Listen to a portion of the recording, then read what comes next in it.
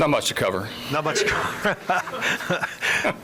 Yeah, we've talked throughout about Riley. How big of a break of a seal moment was that just for him to get that blast?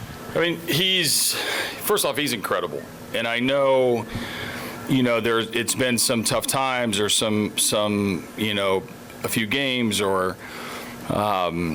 But he never concedes, and he is a tough kid. He's had to endure a lot. I play him every day. He's in the middle of the order. He gets managed against, and he comes up big right when you need it. So that was a big swing, but that was one of many parts of this game and many parts of our roster who contributed to a big win in the biggest win of the year. So proud of our guys because, today's game was symbolic of how we roll. It's a lot of different guys doing something positive, multiple guys, getting on base, leadoff batter on base 5 innings in a row, an entire bullpen, Troy Melton on 3 days rest, Will coming in a big game. I mean, I could go on the entire time because of how many guys did something positive.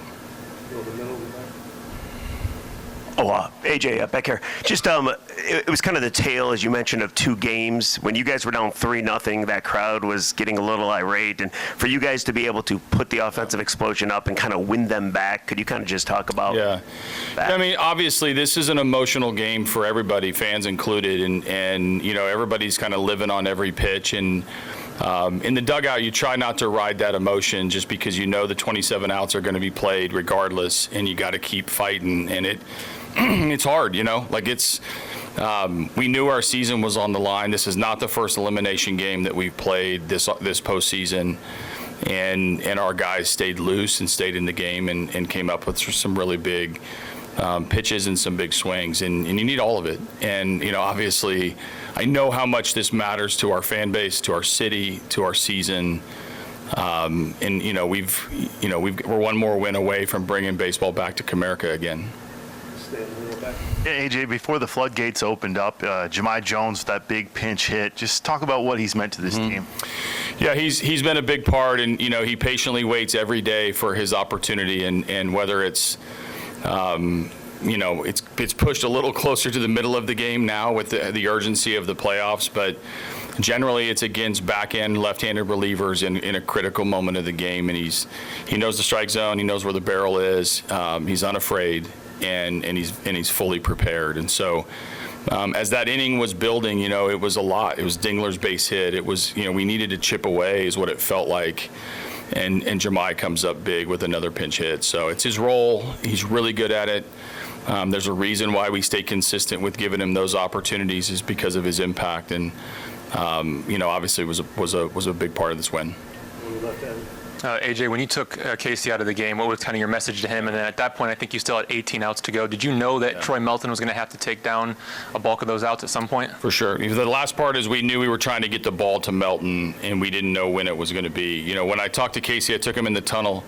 Those cameras are a funny thing. They follow me everywhere. And I just wanted to tell him that the best chance for us to not only keep this game close but win this game was to continue to throw different pitchers at them. It's been a successful strategy for us. Casey definitely could have gone out, but when the game dropped us off at Naylor and we have our full allotment in the pen, including Troy, Tyler, I knew Finnegan, Vest was going to throw a career-high pitches if we needed. We were all hands on deck. And so the aggressive move to the pen was to try to give them a lot of different looks. Naylor, I watched the first at-bat where it was a lot of pitches. He gets the double. Canzone is another tough hitter. They have him in the 7-hole to connect those two where they can pinch hit. So if I was going to take him out at the Canzone at bat, I wasn't going to send him out there to get in trouble when we had, a couple of matchups that we liked. So it didn't work out to start, but till Finnegan came in and saved the day with the double play, despite it, contributing to a run. AJ, your hitters have been saying it's coming. They feel it's coming. They've been close. Yeah. Did you think this much was coming? And is the whole hitting contagious thing, is that legit now? I think recent memory can lead you to think that this is how it's been all season. and it hasn't been. Like, we have been a good offensive club for a large majority of the season, but because of how we finished in some of the dry spells in September, and it just tricks you into believing that we're not an offensive club, and we really are.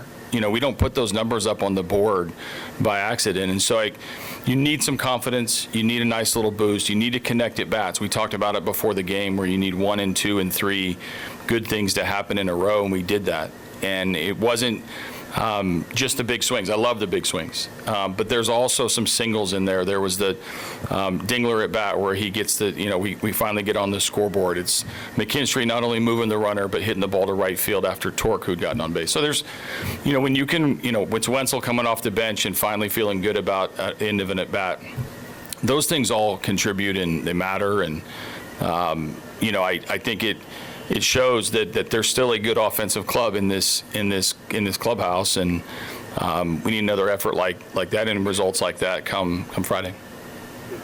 Could you comment on Javi's approach and composure? He did everything perfectly today. I mean, it was amazing.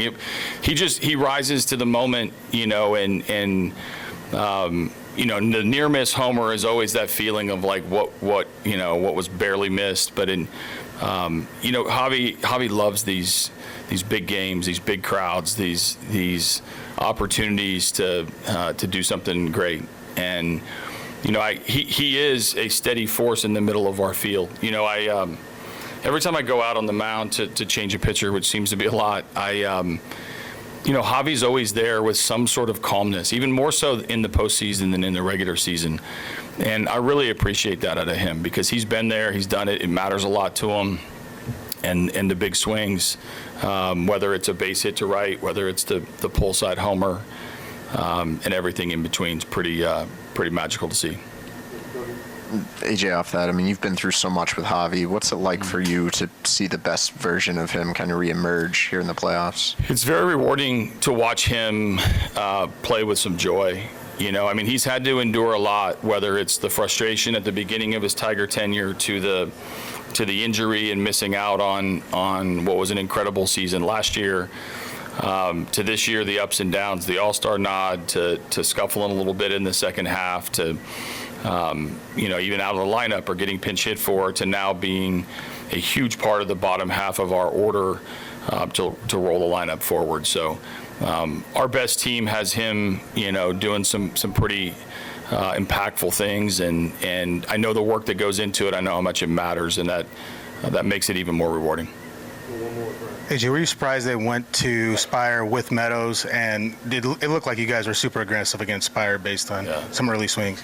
You know, going into the game, you know, we talked about it being an elimination game for us, but we also knew it was going to be a very aggressive game for them, and you know, obviously we had a comfortable lead where they weren't going to get too many more of their back end guys. But no, it didn't surprise us just because, you know, game 5 elimination games are something to avoid when you're on the lead side too when it comes to going into game 4. So we knew that Spire was going to be a part of it. Had it been closer, Brash and Munoz would have been a part of it. You know, there's no secrets when you get this deep in a series. One more. Sure. AJ, Tarek's about to be in the same spot he was a year ago. Can you speak to what that means for him to get that chance so quickly, and then maybe what he gained from that experience last year?